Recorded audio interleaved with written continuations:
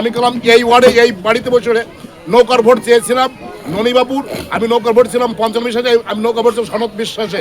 আজকে এই ওয়ার্ডে বসে আজকে আপনাদের কাছে ধানের শীষে ভোট চাইছি।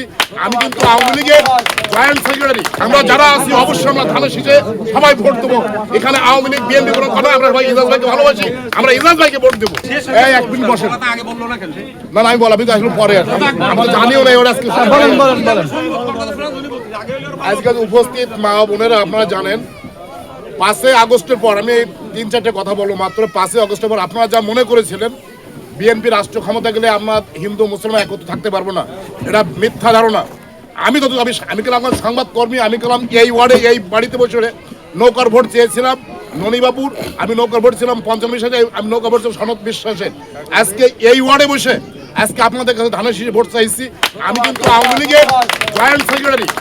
এই যে আজকে যে অনুষ্ঠানে প্রধানমন্ত্রী আমির ভাই, আমি ওনাকে বলেছিলাম আমির তুই দাকবে থাকবি, তোকে একটা নোংরা চোট দেবে না।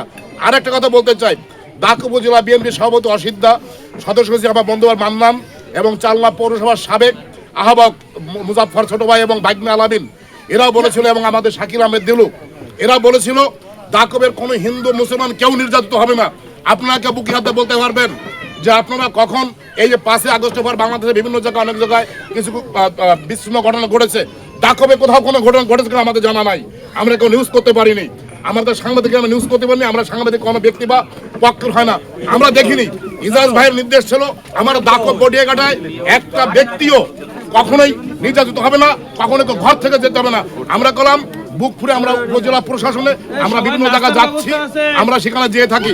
তাই আমি বলবো আগামী 12ই ফেব্রুয়ারি আমরা যারা আছি অবশ্যই আমরা ধানের শীষে সবাই ভোট দেবো।